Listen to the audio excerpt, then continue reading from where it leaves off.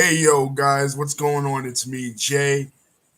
Here to report some terrible news about wrestler Scott Hall, aka Razor Ramon, aka the bad guy, aka the godfather of the NWO, aka the founder of the NWO. So in his honor, I'm gonna flick this imaginary toothpick and say, hey yo. But anyway, the news about him is that he has suffered 3 heart attacks as a result of going in earlier this week. He fell and he had a hip dislocation, and he went in just for that, and he has now suffered 3 heart attacks, and he is on life support. So we're praying for the bad guy, Razor Ramon, aka Big Scott. Um, Let me just talk a little bit about my memories of Scott Hall because he was one of my favorite wrestlers ever since I started to watch professional wrestling. Now, I didn't really watch him in the AWA or in his early run in WCW when he was the Diamond Stud.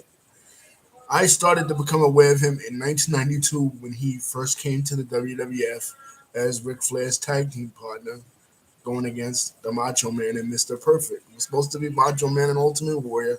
Ultimate Warrior gets fired for steroids, and then Mr. Perfect does the perfect thing and turns babyface on Bobby Heenan. So now Scott Hall, who used to work with Mr. Perfect as a tag team partner in the AWA, is now coming into the WWF and working against him with Ric Flair.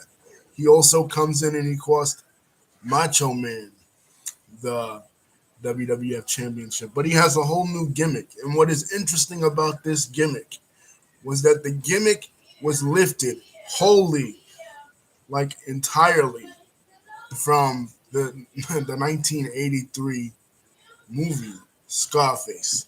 Al Pacino's version of Scarface, Brian De Palma's version of Scarface, a Cuban American drug dealer.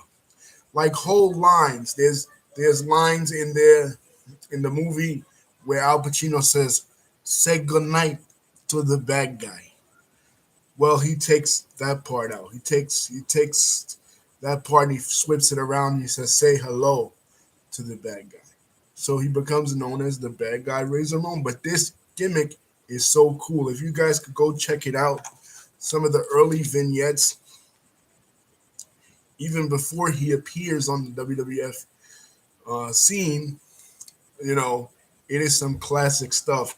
And he tells the story that how this happened was Vince McMahon is notoriously insulated. Vince McMahon doesn't watch movies, he doesn't watch TV, so he didn't know, he didn't have any idea about what is the Scarface. Scarface was one of the biggest movies of the 80s, but uh, Vince didn't know what it was. Vince had no idea, so they wanted to make Scott Hall a GI Joe type character because his father was in the military and he went to high school in Germany, right? But he comes in there, he starts quoting the whole lines from Al Pacino's version of Scarface, and it's just blowing Vince McMahon away. Vince McMahon is like, "This some good shit, pal," loving it, and he crafts this whole persona for Razor Ramon as a Cuban drug dealer. Even the razor part alludes to him being a drug dealer, basically that he cut cocaine with a razor. He didn't have a last name for that first. He went to Tito Santana. He said, "Well, what kind of Spanish last name can I use for my gimmick?" And Tito Santana was like, "Well, what about Ramon?" So he's off to the races, and he gets interjected right into this main storyline with Kurt Hennig, Ric Flair, and Macho Man. And they have a tag team match at Survivor Series 1992. Then after that, he even has a World Wrestling Federation Championship match um against Bret the Hitman Hart. So here he's a new rookie in the game. He has his first first WWF Championship match ever. He doesn't win, but he's still high up there on the totem pole. His first WrestleMania is against Bob Backlund. That match was lackluster. We talk about that in the Royal Rumble review video. It was basically no good. So moving on from there, it is during the summer of 1993 that he's going to have his biggest angle. And the biggest angle he's going to have is against a kid, a young man, Sean Waltman, coming in from the Global Wrestling Federation, an independent wrestling federation based out of Houston, Texas, that was started by Joe Pedicino. They are running from the Sportatorium, which was WCCW's old stomping grounds when WCCW, Kerry Von Erich's father's organization, still existed. So Lightning Kid is coming in. Now, they have Lightning Kid as a jobber, losing every week, losing to Doink, losing to Mr. Hughes, losing to this guy, that guy, changing his gimmick all the time. So he has a match with Razor Ramon. What does he do? He beats Razor Ramon. This jobber defeats Razor Ramon on live TV on Raw. It's one of the best moments on Raw. So authentic. So authentic that some of the guys in the back, like Papa Shango and other guys, thought that Scott Hall failed a piss test. They were like, oh, they made you take that fall to fail a piss test.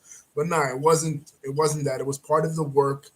That what would happen would be that other wrestlers would begin to tease Scott Hall that he lost to this jobber, and Scott then would have to fight these other heel wrestlers, principally Ted DiBiase. And that is exactly what happens. They have a rematch for I think it's $10,000. Kid gets knocked out, but then he comes and he grabs the money, and Razor never actually beats him. So over the weeks, he's subject to merciless teasing by all the other heels, in particular Money Incorporated and Ted DiBiase. So Ted DiBiase says, Razor Ramon, I know you're suffering hard times, so I'm offering you a job as a domestic. Now, I'm a kid watching this. I don't really know what a domestic is. I don't really understand the racial implications of it. The fact that the character is Hispanic, and here is Ted DiBiase, who also has had a history, a little bit of, being somewhat of a racist character. He had Virgil as his personal slave for years and years, and now he's offering another minority character a job as a domestic. You know what I mean? So it's like, wow. But anyway, Razor Ramon refuses. He has a match with Ted DiBiase in SummerSlam. This is Ted DiBiase's last match ever in the WWF and last match wrestling in North America completely.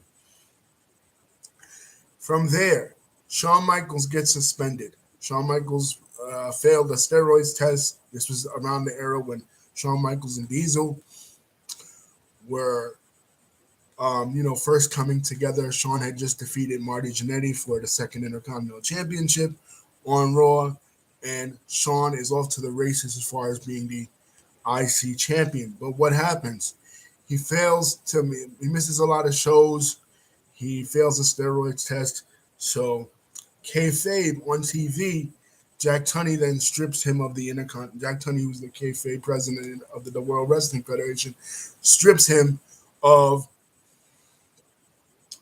his championship. So they have to hold the championship up. And the idea they come up with is they'll have a battle royal with all the wrestlers, and the two last wrestlers remaining will then go on the next week on Raw and face each other for the Intercontinental Championship. So that's exactly what happens. And Razor Ramon and the model Rick Martel are the two characters left. And then the match they have for the Intercontinental Championship is crazy. You know what I mean? It's one of the best matches from Raw in 1993 ever. And from there, Razor Ramon wins his first Intercontinental Championship.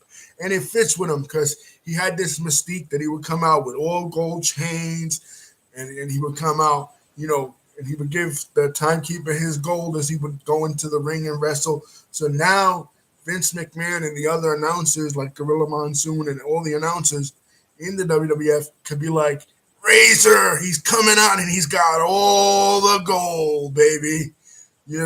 Even around his waist. So it was awesome. But it's disputed, guys, because remember, Shawn Michaels never lost his Intercontinental Championship. Shawn Michaels was never defeated by Razor Ramon, so he's still the Intercontinental Champion. So when he comes back, he has a version of the Intercontinental Championship, and Razor has a version of the Intercontinental Championship. What to do? Well, come to WrestleMania 10, the 10th anniversary of WrestleMania at Madison Square Garden, 1994. Packed to the rafters, celebrities galore. You have Burt Reynolds there. You have Little Richard there. You have Rhonda Shear. You have Donnie Wahlberg from New Kids on the Block. And one of the main attractions is a ladder match between Razor Ramon and Shawn Michaels, in which both Intercontinental Championship belts will be suspended in the middle of the ring. And the first person to get both belts wins the match and is the undisputed Intercontinental Champion. This was a concept developed in Bret Hart's father's promotion back in the 80s. And Bret Hart had a ladder match with Shawn Michaels on one of the Coliseum home video house shows. And he said if they ever do one on pay-per-view, he would like to be a part of it. Well, too bad, Bret. They had the idea developed for Razor and Shawn Michaels. And Razor and Shawn Michaels steal the show for WrestleMania 10. WrestleMania 10 was already had the greatest opener of all time in the history of openers with Owen Hart versus Bret Hart. But now they blew the roof off the place with the IC Championship match. And Razor Ramon emerges as the undisputed champion. He's up there on the ladder with the two belts. He's the first. He's Scotty two belts. He's the first two belts. Before Becky two belts, you had Scotty two belts. But then, anyway, he is now the IC champion. But Shawn Michaels and Diesel, they want to plot their revenge. So in an episode of Superstars in mid-1994, that's exactly what they do. Shawn Michaels now is more of a serving in more of a managerial role with Diesel, and he helps Diesel defeat Razor Ramon for the Intercontinental Championship. And, for months and months in the summer of 1994, Razor is chasing Diesel. And in 1994, they have their match with Sweetness Walter Payton, one of the greatest football players, Chicago Bears, right there in the first event of the United Center in August of 1994. Here you have Razor Ramon and Diesel for the Intercontinental Championship. And with Walter Payton in his corner, Razor Ramon captures the Intercontinental Championship for the second time and goes into 1994 as the Intercontinental Champion.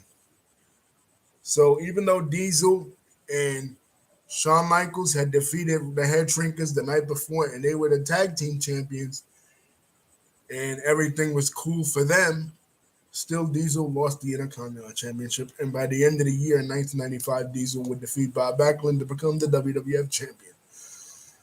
So what was happening backstage in terms of this? Backstage, notice I'm saying that Shawn Michaels, Diesel, and Razor Ramon are working with each other a lot. So what's happening backstage?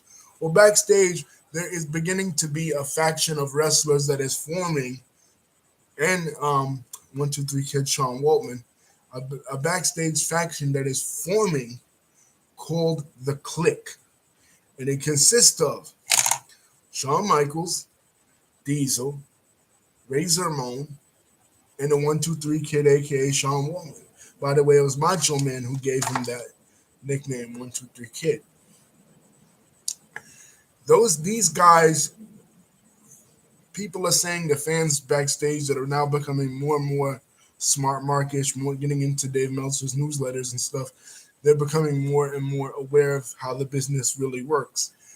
These guys are starting to, according to what the fans are saying, consolidate power. They are starting to politically maneuver to put themselves in the top matches. Keep in mind, Undertaker is still a top draw at this point. He just came back after being months and months since the Royal Rumble, and Bret Hart is the champion, but those guys aren't in the clique. The clique is starting to stick together so they could get higher pay and they could, influence the direction that the WWF is going, because right then and there, right at that time in 1994, the WWF is on its ass. The federal government is coming down on Vince McMahon for steroids distribution and everything. They think if Vince goes to jail, he may have to hand the promotion over to Jerry Jarrett and all that. So the clique is consolidating power. The clique has power, and they're trying to book themselves in all the top main event matches and have all the say and all the power, and use their power in a sort of way like a union. And when you work and you're in a job, there's unionization, and the union advocates on behalf of the wrestlers, the rights of the wrestlers. So promoters like Vince McMahon, they can't just pay you anything they want. They can't just screw you and fuck you over. There's strength in numbers. That's why factions form. And these guys knew the same thing, that if we stuck together and we had strength in numbers and we did it as friends, we're up and down the road together, we're having these killer matches together, the four of us, that we could consolidate power in order to keep ourselves at the top of the card. They were named the Clique sarcastically either by Bam Bam Bigelow or Lex Luger. Who knows? There's different stories. But the basic gist of it was just four guys who liked to hang out, but who also really loved wrestling and were brilliant wrestling minds. They'd be in the car on those long trips, discussing wrestling, discussing how to make the business, how to make the WWF the economic powerhouse that it once was. When they got there in the late '80s and early '90s, before Hulk Hogan and Macho Man left. They're carrying the whole promotion on their back, them, Bret Hart and The Undertaker. But the other wrestlers begin to resent them because they're like, damn, they're not doing it for all the boys. They're not doing it for all the wrestlers. They're just doing it for them. They're putting themselves in every single main event match, every single main event card. And one of the guys that really resents them is Bam Bam Bigelow and Lex Luger. Like I said, Luger mostly because he was positioned in the early part of 1993 to be the top dog, to be the one to defeat Yokozuna. They come in, they tell Vince, look, he's not getting over. Look at the reaction he's getting at WrestleMania 10. He sucks, right? So they maneuver Luger out of there. Bam Bam Bigelow wrestled LT in the main event of WrestleMania 11, but still, Shawn Michaels and Diesel had the better match at WrestleMania 11. So they feel like they're trying to push Bam Bam Bigelow out of the spot he was promised, because he was promised he takes the full to LT and he becomes the biggest babyface, and he gets to work alongside Diesel, who's the champion in tag matches. That doesn't happen. Shawn Michaels comes back after an injury and he becomes the top babyface. So the Clique is maneuvering against everybody, even newcomer Dean Douglas. Now, Dean Douglas was lighting it up in ECW. He was the franchise of ECW. He was the first ECW heavyweight champion. He won the NWA title from Too Cold Scorpio, and then he said, all, Dusty Rhodes, Ric Flair, all the great NWA champions, they could all kiss my ass. And he was the man behind the ECW revolution from Eastern Championship Wrestling to Extreme. But he leaves ECW and he goes to the WWF. And when Vince McMahon finds out that he's going to be a teacher, he saddles him with this teacher gimmick. Now, keep in mind, just like with Scott Hall, a lot of these quirky gimmicks back in the 90s didn't really work. You know, these were corny gimmicks. People were trash men.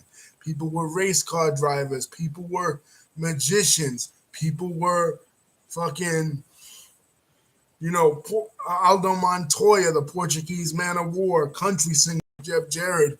Really corny stuff that the WWF new generation was putting out.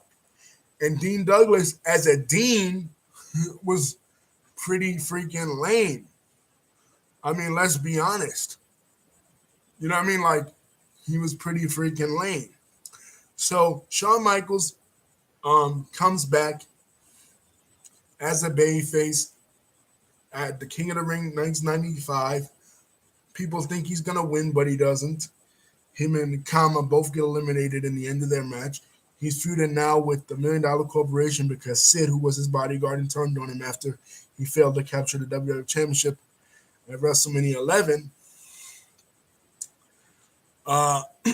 Joined Ted DiBiase's $1 Million Corporation. Now, I said Ted DiBiase never wrestled again, but he came back as a commentator and a manager. So Shawn Michaels is feuding with them. Then he goes on to defeat Jeff Jarrett for the third Intercontinental Championship at In Your House in July, the same event where Jeff Jarrett sang With My Baby Tonight, where he was supposed to be exposed, that Road Dogg was really the one singing for him. But anyway, so Shawn Michaels is now a babyface. They decide at SummerSlam 1995 to have the roles reversed. Razor Ramon is now going to take on Shawn Michaels, and they're both going to be babyfaces in the second ladder match. It was supposed to be Sid versus Shawn Michaels, but that's scrapped for a later Raw. They actually do it September the 11th, 1995, the first week that they go head-to-head with Nitro.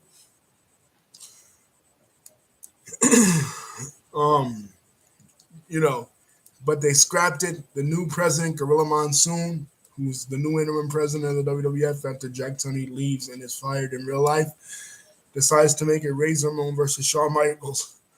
Now, at this time, Scott Hall in the back, he wanted to turn heel because he felt like the babyface run that he'd been having since the latter part of 1993 is kind of stale. He felt like he could have some really good heel matches with Shawn Michaels, with Kevin Nash, Diesel, and with Undertaker and with Bret Hart. Vince McMahon doesn't want to do it. But anyway, he loses the match. Shawn Michaels retains. Now, because he lost the match, remember, Dean Douglas's gimmick is that he critiques every match. He's like the professor. So he's in the backstage critiquing Razor Ramon's match, giving Razor Ramon bad grades on his match, right? So Razor comes back and beats him up.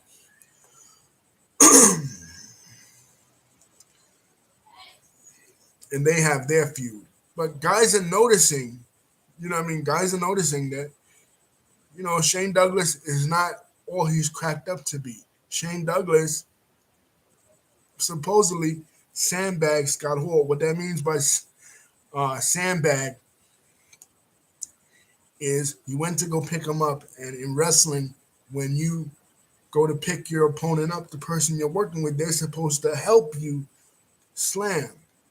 You know, you help you pick them up for a body slam. It is a work. They work together to make the match good. So supposedly, Shane Douglas, a.k.a. Dean Douglas, is not working with Scott Hall.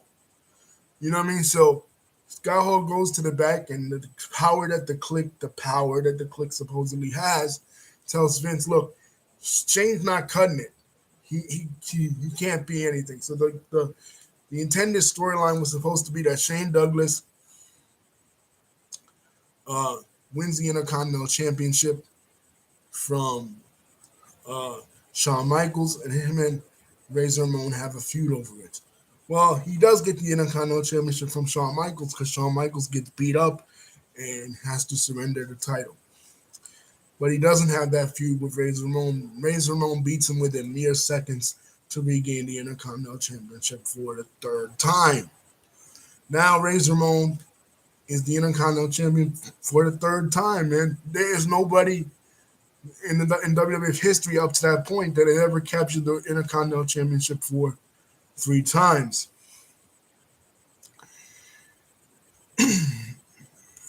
Now, they have the wild card match, which was a really weird match at Survivor Series 1995. A match where baby faces and heels teamed up. Ahmed Johnson teamed up with Razor Ramon and Shawn Michaels to take on Dean Douglas and Sid and the 1-2-3 Kid. Now on camera, there are starting to be a little cracks between the 1-2-3 Kid and Razor Ramon. Razor Ramon is accidentally costing him matches. Kid is getting frustrated with Razor and is painting Kid as like a whiny kid, and Razor just got to put him in his place. But then Razor Ramon has a match with Sid, and 1-2-3 Kid is the referee, and he power bombs. Sid power bombs Razor Ramon, and 1-2-3 Kid does the fast count and puts money in his pocket. So now 1-2-3 Kid has sold out to Ted DiBiase. See how the storyline winds around. It was Ted DiBiase initially that was teasing Razor Ramon for losing to the 1-2-3 Kid. Now 1-2-3 Kid is in his employ.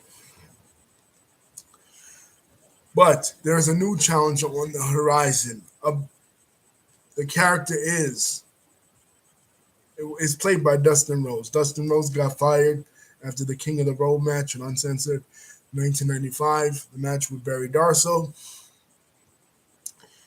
They didn't want him to cut his forehead with a razor, get color, get juice, but he did it anyway. And he got, Ted Turner, WCW said, don't do that, and they let him go. So now he's in WWF, and Vince has this idea for him to be some androgynous movie critic. In his interviews, he would quote movies. But the subtext, and I talked about in his Goldust, the subtext of Goldust at first was that he was gay. They wouldn't outright say it, but they would say like, oh, Goldust is bizarre. Goldust is strange. Goldust is weird. Goldust is unique. They wouldn't actually say that Goldust was gay, but we all knew that the subtext of Goldust was that he was gay. So he goes on to have a match, Royal Rumble 1996, with Razor Ramon. It was a pretty good feud, but the only thing was that Scott Hall objected to a lot of the gay stuff that Goldust would do. There was one incident where Goldust sent Razor Ramon flowers and a teddy bear. Like a lot of the gay stuff, flirting with Razor Ramon. Scott Hall, the person, he was a little bit, disturbed by that because he had kids in school at that time, and he didn't want his kids to be made fun of. Oh yeah, your dad's a fag. Look at him over there wrestling Goldust, kissing up on Goldust.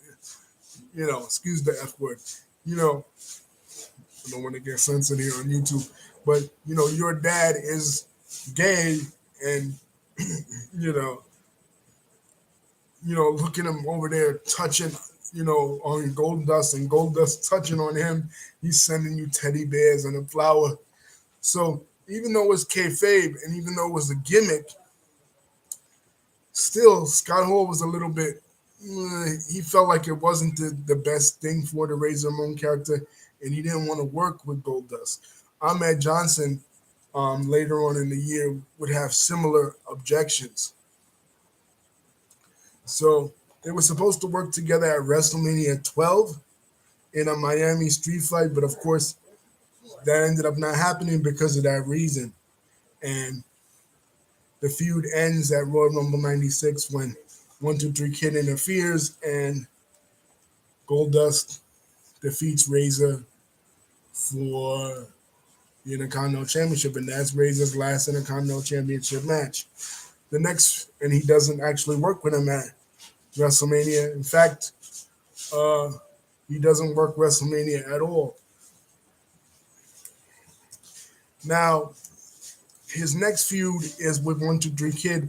Now, see, this is the punishment I think that Razor got. He didn't want to work with Goldust because of the gay thing, and he didn't want himself to be criticized as being gay, or his kids to think that maybe he was gay on TV. I understand that. Certain kids, they don't know the difference between fantasy and reality, and they can't distinguish between what's a storyline and what's real. Some of them think it's real, so I understand that. But in the back, the bookers and stuff and the people in charge of the WWF, they punished Scott now. They're like, okay, you don't want to do that storyline, so you're gonna do now a crybaby match with 123 Kid, in which the loser has to wear a diaper and put put put a baby bottle in his mouth. Put put a baby bottle in the kid's mouth, and that's the match they have. So no WrestleMania match, and the February in your house match is a baby bottle match. Really, they're punishing Scott because he didn't want to do what they wanted him to do. So no WrestleMania, of course, he doesn't. He's not WrestleMania 12. He's not on it. The Hollywood Backlot Brawl, by the way, between Goldust and Roddy Piper ends up being one of the most classic matches in WWF history. Thank God they didn't do what they wanted to do, having O.J. Simpson involved and having O.J. Simpson and Ron Goldman. They did do the high-speed Bronco chase clip, for a little while in the match. But it's a pretty good match. Check it out. But no Razor on this show. So now, Razor backstage, he's dissatisfied with the way his gimmick is going. He wanted to turn heel. He wanted a fresh new start. He wanted more money. So he goes back to Vince and he tells him, listen, can you move the decimal point a little further? It really wouldn't hurt the McMahon family, but it would help the Hall family a whole lot more. Keep in mind, Razor is doing, at this time, a lot of charity events. He was on Jerry Springer, in which he met with two young fans, two kids suffering with HIV, and he gave them each the Intercontinental Championship. So he's really doing a lot of personal appearances. He's big. He's really over. He just wants to be paid like guys like Undertaker, guys like Bret Hart, guys like Shawn Michaels, and guys like Diesel are being paid, and he wants less dates. So Vince is like, no, I can't do that because I'll upset the apple cart. If I pay you more, I have to pay Taker more, I have to pay Shawn more, I have to pay this one and that one more. So he says, okay, let me go over to Japan and I'll work there. And you won't even have to give me your money. You'll just give me their money. And he's like, oh, no, pal. Why would I want you there when I need you here? He refuses to do that. So Scott Hall's just like, you know what? You backed me into a corner. I don't like where I'm going creatively. I'm not happy here. Other than my friends, my clique buddies, I don't really have anything. I'm really depressed. And at that time, that's when Scott started to get heavily into pills and alcohol and things like that. So he decides to call DDP, who's Eric Bischoff's neighbor. And Eric Bischoff is restarting WCW. He just started Nitro in 1995. He needs new talent. People like Macho Man, people like Hogan. They brought in Lex Luger. They got Sting. They got all these 80s WWF guys, but they need new talent. So who better to steal than two of the faces of the WWF New Generation, Razor Ramon and Diesel? So they contact Scott Hall. He's like, you know what? You're giving me less dates. You're giving me more money. I'm out. So finally, Vince, all these months, trying to convince him, listen, Scott, just give me a chance. Just give me a chance to match WCW's offer. One of the things WCW at that time was offering guaranteed money, which WWF was not offering. No guaranteed money. If you drew money in the houses, you got that money. But if you didn't draw money and say you were out with an injury, you didn't get anything. You know what I mean? So they weren't offering no guarantees, only opportunities. That was a famous line that Vince would always give when he would hire new wrestlers. So finally, Scott Hall's on his way out, but Vince is trying to convince him. But he still won't budge on the guarantees, and he still won't budge on the money. So Scott Hall has his last match at Good Friends, Better Enemies against Vader, and he is gone. But May 19th, 1996, that was on his last match on pay-per-view. May 19th, 1996 is one of the things I want to mention. That is the infamous curtain call. On that card that night, Razor Ramon took on the newest Clique member who had come to the WWF in 1995 from WCW. He was John Paul Levesque and terrorizing in WCW. And now he is Hunter Hearst Helmsley, kind of a take on his original gimmick that he had in WCW, is Triple H. So Triple H and Razor Ramon have that match, and Diesel and Shawn Michaels have their cage match. But on this show, after the cage match, the Clique, all the members of the Clique, of course, barring 1-2-3 Kid because he's out with an injury, they decide they're going to say goodbye to the New York City fans because they're going to WCW. Now Kevin Nash has decided to go to WCW as well, because he was fed up with a lot of the creative, especially the way Bret Hart was acting in the cage match that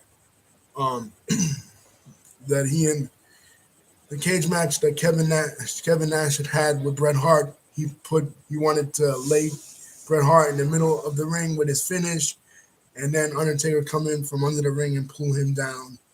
But he could at least have the excuse that he looked like he beat Bret Hart. Bret Hart didn't want to do that. Bret Hart wanted to beat him. Kevin Nash was fed up. So in the shower, he goes up to Scott Hall and says, "You know what, Scott? I'm in." And they decide to both go to WCW. But in this event, curtain call, Shawn Michaels shakes hands, Razor Ramon shakes hands, Triple H shakes hands, and Kevin Nash all shake hands, even though Kevin Nash and Shawn Michaels just got done wrestling, even though Triple H and Razor Ramon just got done wrestling. So it's like, what the hell's going on here? Two bad guys and two good guys? Bad guys hugging good guys and good guys hugging bad guys? This is something that's never been done in wrestling. This is unprecedented. This is the ultimate break of kayfabe, and it's not just anywhere. It's the home of the World Wrestling Federation. It's where Vince McMahon's father promoted wrestling ever since 1953 when the WWF started. Right? It's the main arena. It's the mecca of all meccas, the mecca of sports and entertainment, Madison Square Garden. And to a lot of the people in the back, especially the agents and a lot of the old timers, they were like, "Oh, the Clique is shitting on professional wrestling. They're admitting that it's fake in front of all the people. Here they are. They're supposed to be enemies. They're supposed to be in a match against each other, and they're hugging each other, and they're saying goodbye to each other. What the hell?" Now, and they're not even going to be here tomorrow because they're leaving to go to a different company. So Vince is in a predicament. Vince, he has to punish somebody because he's getting a lot of the heat. He can't punish Shawn Michaels because he's the champion. He can't punish Razor Ramon and Diesel because they're leaving. And so he has to punish Triple H. So Triple H ends up not winning the King of the Ring that year in 96. Stone Cold Steve Austin wins the King of the Ring. And in his King of the Ring speech, he says, Austin 316 says, "I just whooped your ass." And he becomes the biggest star ever in the history of professional wrestling, even bigger than Hulk Hogan. But anyway, going back to Scott Hall. Now Scott Hall is going to WCW. Now a lot of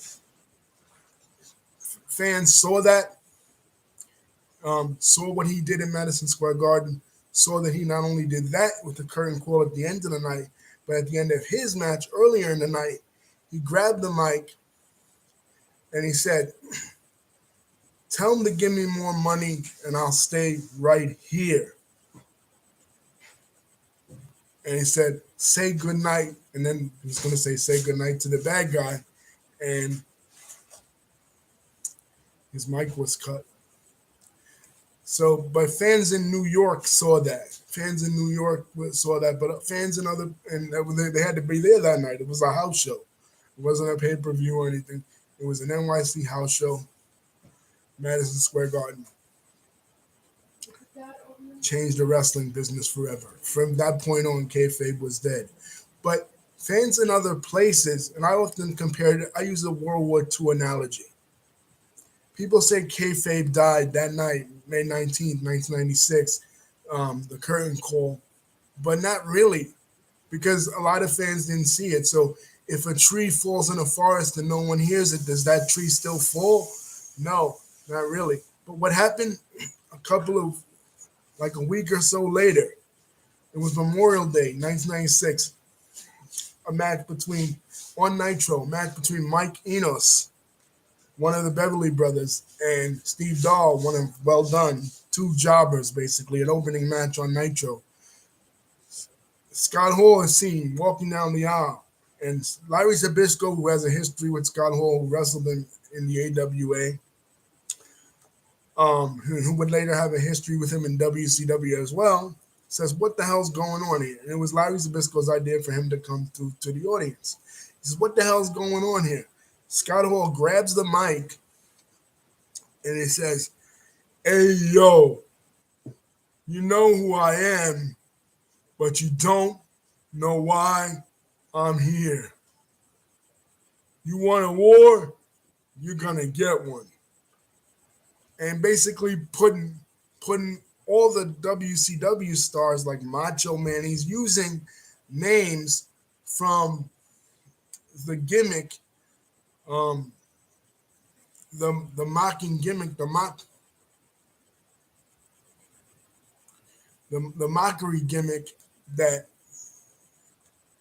they were using in WWF to mock the WCW wrestlers. He's using names like, because they had these skits, these billionaire Ted skits that they would do, in which WWF would mock WCW. Billionaire Ted was supposed to be Ted Turner, the Huckster, and the Nacho Man.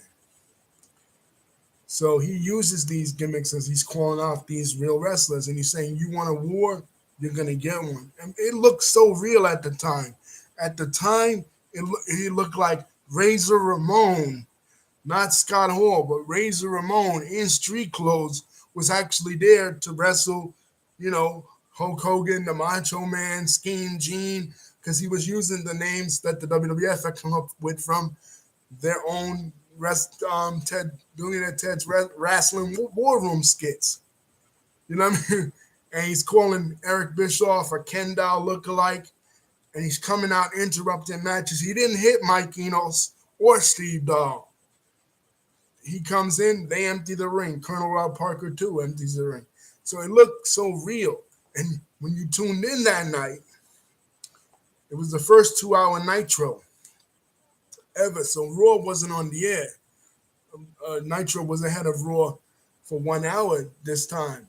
He even makes reference to some of the storylines that they were doing in WCW. They were doing this storyline where Macho Man and Elizabeth broke up, and now Elizabeth with Ric Flair, and Ric Flair and Elizabeth barred Randy Savage from entering the building because he's a psychopath, and he was going after Ric Flair. Every time Ric Flair, at the end of Ric Flair's matches, he would party, him and the Four Horsemen, with Macho Man's alimony money. So Scott Hall is like, "That punk can't even get in the building. I go wherever I want, whenever I want." It was classic. He was still using his Al Pacino, Scarface, Razor Ramon type accent, and it was brilliant. He comes the next week. He tells Eric Bischoff. He goes to the announce booth. He confronts Eric Bischoff, saying he wants three guys from WCW. Sting confronts him. He says, "You're welcome up. You're in WCW, baby. Welcome to the jungle." It was classic stuff. With stuff you never really saw. Really fourth wall breaking, kayfabe breaking stuff. And then 2 weeks after, he says, "I got a surprise coming," and the surprise is Kevin Nash. So Kevin Nash and Scott Hall, and they don't mention them by gimmick names. They don't call him Diesel. They don't call him Razor Ramon. They call him by their real name. And Mean Gene Okerlund comes up with the moniker that they are outsiders. They are outside of the WWF and WCW, and they're challenging. They're from the WWF. In our minds, this is what we think. They're from the WWF, and they're challenging WCW wrestlers. They're challenging Sting. They're challenging Lex Luger. They're challenging the Macho Man. They're challenging Hulk Hogan. They won three guys at Bash at the Beach 1996. They'll wrestle on their side, and they won three other guys.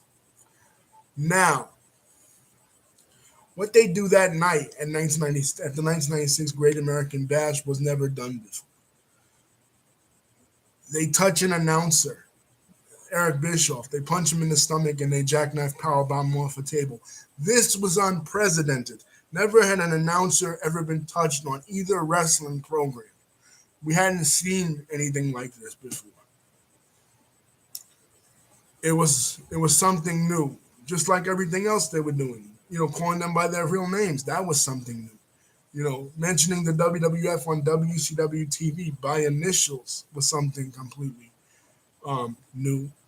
But this is what they did at Great American Bash 1996. Powerbomb Eric Bischoff off the table. So finally, Eric Bischoff goes to the WCW Championship Committee. He gets the three guys that they want, and the three guys is Lex Luger, Macho Man, and Sting. And they have a match at Bash at the Beach 1996. And it was during that match that Hulk Hogan came down, and he changed the world, man. He dropped the leg drop on Macho Man. It was all done perfectly well together. Hulk Hogan had been off of WCW TV since February, since the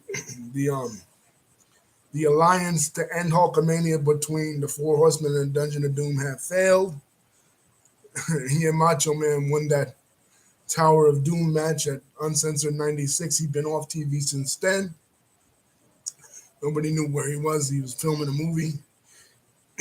But he sides with the outsiders, Hall and Nash, and he says, "All the crap in this ring represents these fans out here. And the reception I got when I came out here, you fans can stick it, brother. For 2 years, I did everything for the charities. Well, I'm bored, brother." He says, "I got these two men by my side, the new world order of wrestling, brother." And that's where the phrase, the new world order of wrestling, comes from.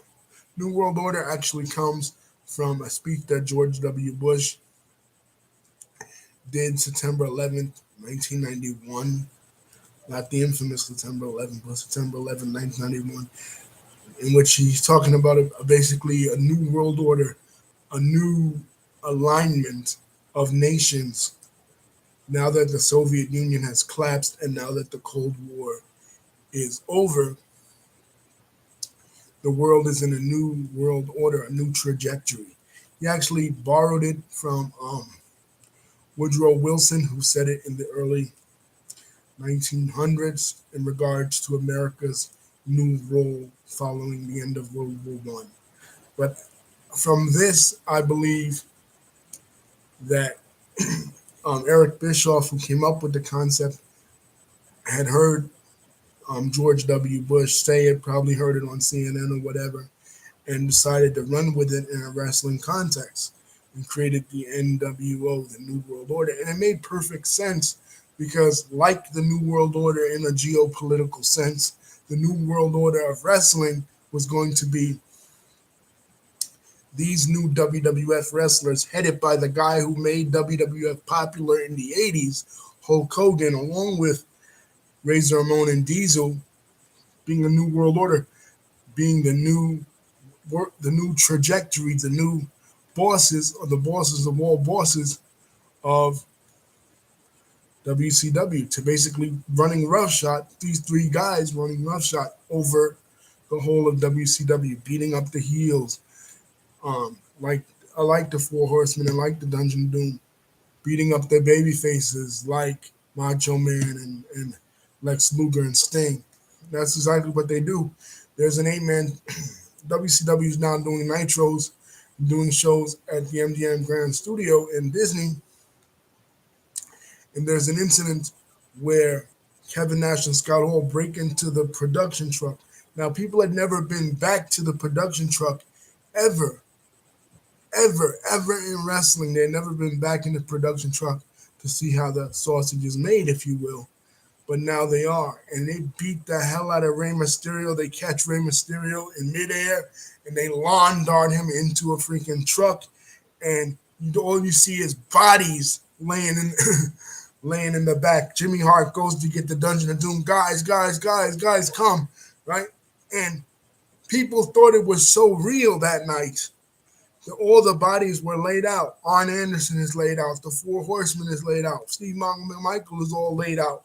People thought it was so real that somebody in Orlando, Florida, called the real cops to say, "Man, there's been a gang a gang assault outside of the arena, a gang assault." And this is professional wrestling. So even though kayfabe had been exposed forever, the NWO was so cool and so realistic that people thought it was an actual gang attack.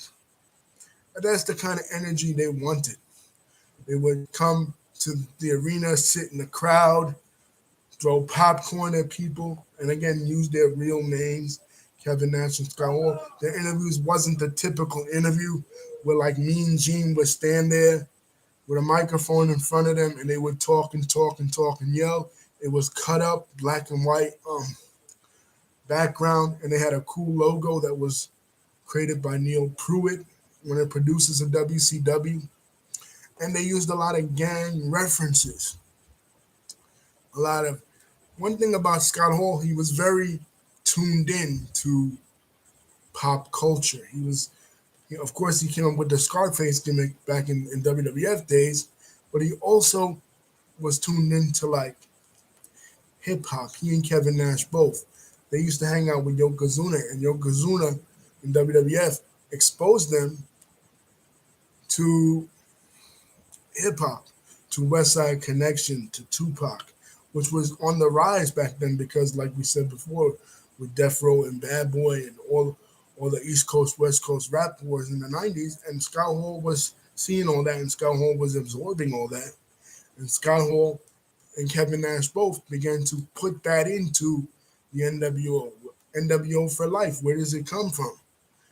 The NWA album.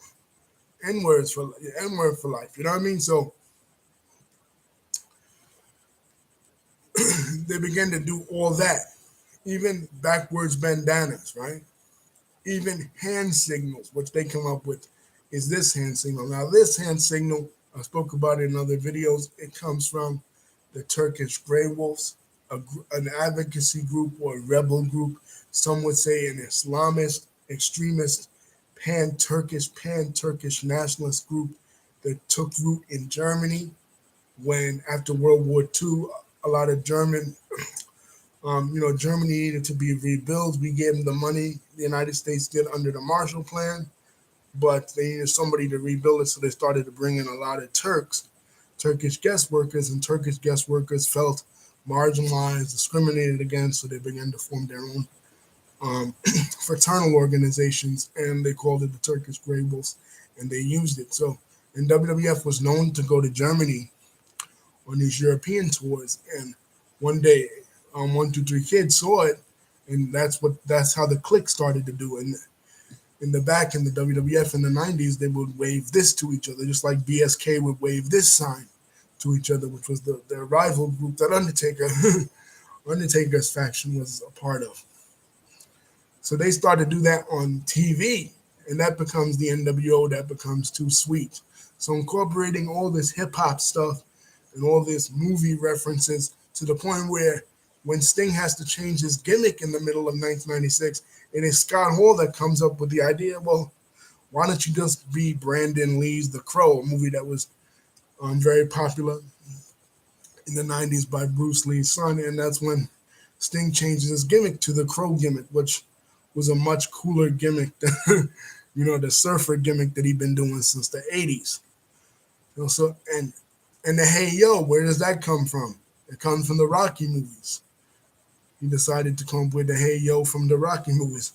So Scott Hall is incorporating all this stuff from other places, a lot of stuff from hip hop, a lot of stuff from R&B world, a lot of stuff from gangster culture, and even stuff from a Turkish Islamist group that was possibly linked to the attempted assassination on John Paul II in 1981. That's a whole other issue altogether. But this funny how this Turkish Islamist group, this Turkish nationalist Islamic group that influences the NWO, the Too Sweet. But it is Scott coming up with all these references, all this stuff that is pretty cool, bringing a lot of hip hop and a lot of R&B and a lot of urban culture into it. Even more so when they split it up in 1998 and they do the Wolf Pack with the red and black now. Now they have a song by C Murder, doing the theme song for Don't Turn Your Back on the Wolf Pack. You have Kevin Nash wearing FUBU. But unfortunately, Scott Hall's not put in the group. Scott Hall and Slamboree 98 turns on Kevin Nash, and him and Kevin Nash have a feud. And that's when a lot of fans begin to see the bad part of Scott Hall.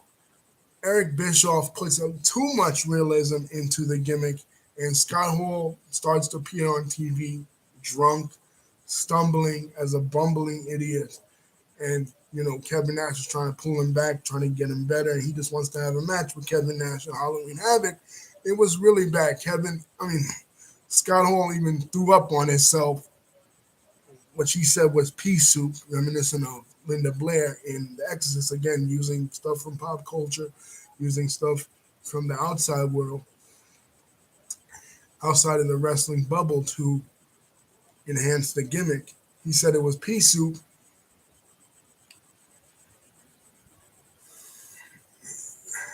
Eventually, Eric Bischoff regrets it, and Scott Hall and Kevin Nash get back together after Scott Hall helps Kevin Nash and Goldberg streak at Starrcade 1998. But it's too late because they do the finger poke of doom, and Hulk Hogan joins the Wolfpack.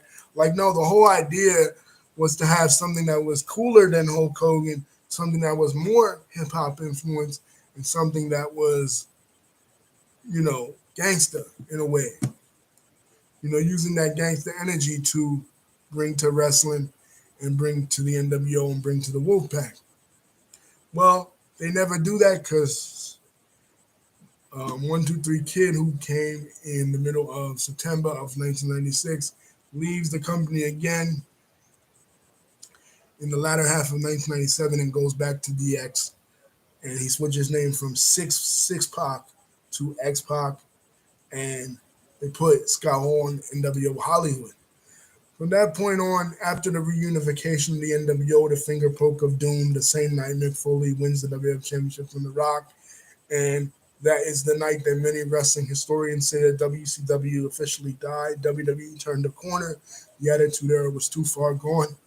Scott Hall is really, and they do the shitty alcoholism angle. Scott Hall is not really in wrestling anymore. He does have a title shot against Sting at Super Bowl 1998 because he won World War III in 1997, the three-ring over-the-top battle royal for a shot at the champion. But just like against Bret Hart in '93, he doesn't win.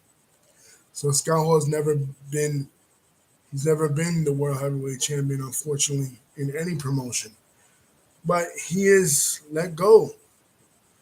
You know what I mean? Because of his personal problems. And WWE has no interest in him until 2002.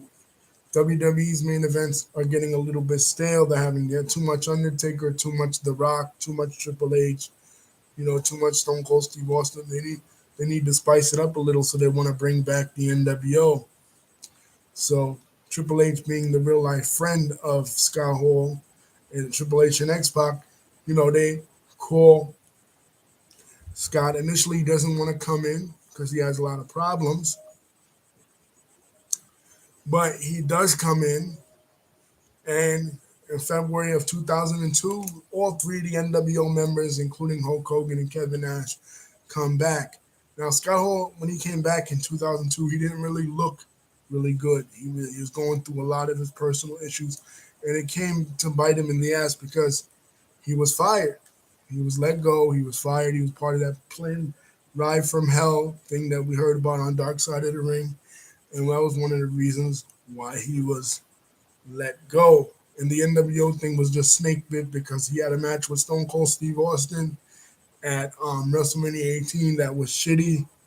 And during the angle with Stone Cold Steve Austin, he was taking something called anabuse, something that if you take, it prevents you from having the cravings to drink, right? But WWF, the writers at the time, Brian Gewirtz and stuff, they thought it'd be funny, just like Eric Bischoff did a couple of years before that. They thought it'd be funny to incorporate Scott's alcoholism into a gimmick, right?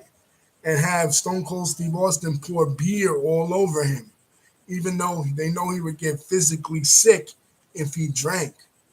So no consideration to how Scott would feel or anything. They pour beer on him. They have him do angles with beer. Hell, there's this one shot in No Way Out 2002 where he's offering Stone Cold Steve Austin beer and everything, and they're making jokes about his alcoholism. Here he is trying to get better, and it doesn't really work. He eventually relapsed. He's fired. Hulk Hogan turned face in his match with The Rock, so he leaves the NWO, and then Kevin Nash in the 10-man tag tears his quad, and they try to bring Shawn Michaels in to save the NWO gimmick, but eventually Vince McMahon just comes out in July of 2002 and says there is no more NWO. The NWO is now history. Since that time, then Scott Hall went to TNA. He's one of the first TNA competitors. I think he had a match with Ken Shamrock for the TNA title. TNA was founded in 2002.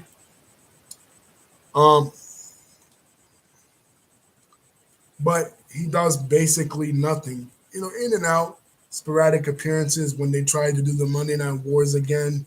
And Hulk Hogan went to TNA in January of 2010. He brought back Kevin Nash and Scott Hall, but nothing ever really became of it. And then there were rumors in 2006 that they were going to, they had just done the DX reunion. So they were going to do DX versus NWO in Survivor Series 2006. They didn't do that. And the NWO really doesn't come back. And Scott Hall really doesn't come back until after this documentary that DDP was doing. DDP is now on this DDP yoga stuff where he helps old wrestlers that are down in their luck, debilitated, come back and, basically get their lives together in something he calls the accountability crit. He's originally doing it for Jake Roberts because Jake Roberts, when he was in WCW in 1992, he was one of DDP's mentors. But in the movie that they did about the rebirth of Jake the Snake Roberts, they call Scott Hall, and Scott Hall's going through a lot. Scott Hall has had over the years, has had some really embarrassing moments. In fact, um, kayfabe commentaries did a roast of the Iron Sheik, and the and Scott Hall started cursing at the Iron Sheik, and himself got his own, because somebody made an Owen Hart joke about the night that Owen Hart died, and Scott Hall and Jim Powers from the Young Stallions couldn't take it, and they started cursing out the Iron Sheik for real, not just a roast, and Scott Hall was arrested for that. He had some trouble with the law, in and out of the law, in and out of rehab since leaving TNA the first time in 2002, and he just had some trouble. So DDP calls him up. DDP, of course, is Scott's first manager when he was in WCW in 1991 as a Diamond Stud.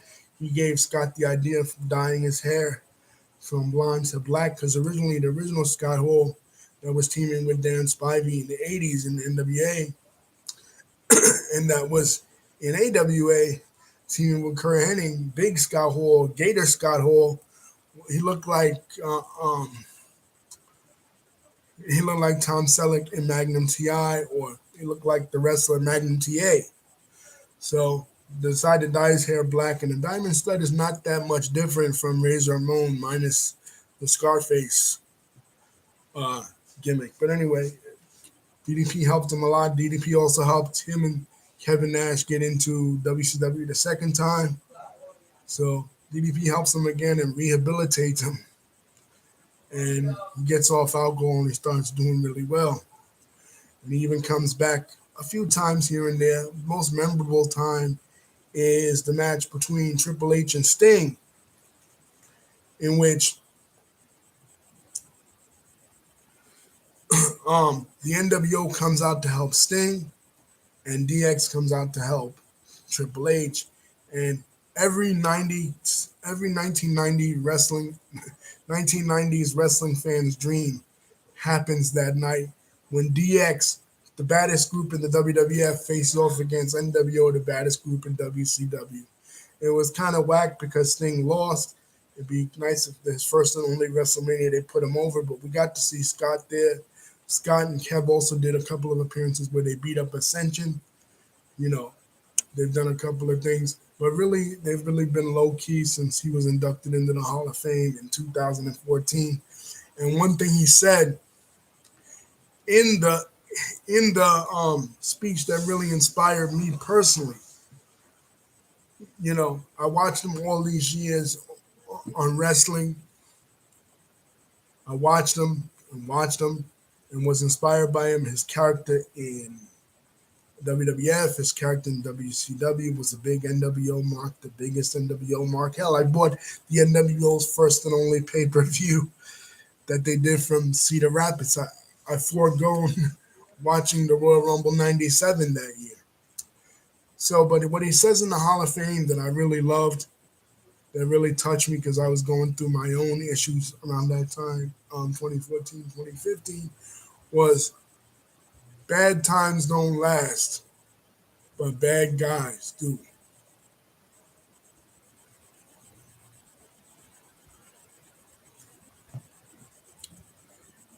And I love watching Scott Hall shoot interviews. The shoot interview he did in 2007 when Benoit first died. There's another shoot interview that him and Kevin Nash did like in 2011, 2012, where he has the G-Unit shirt. Still really in touch with the hip-hop community. And the hip-hop community also loves Scott Hall. A couple of years back, Wale did a freestyle over his original Razor Ramon music, and it was fire. Shout out to Wale for that. But yeah, and a couple of weeks ago he fell, lacerated his hip. Scott's 62 years old, and today was come out that he suffered 3 heart attacks. So bad guy Razor Ramon, Chico.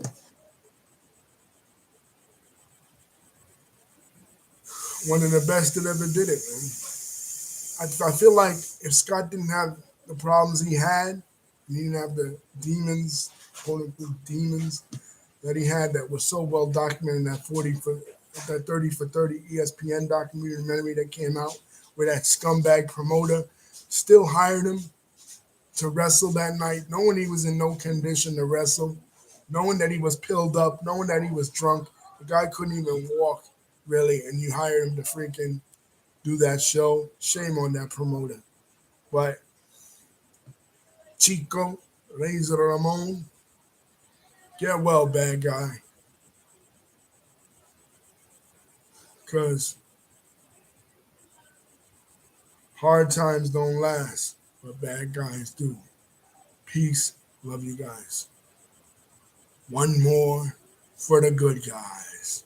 Hey, yo.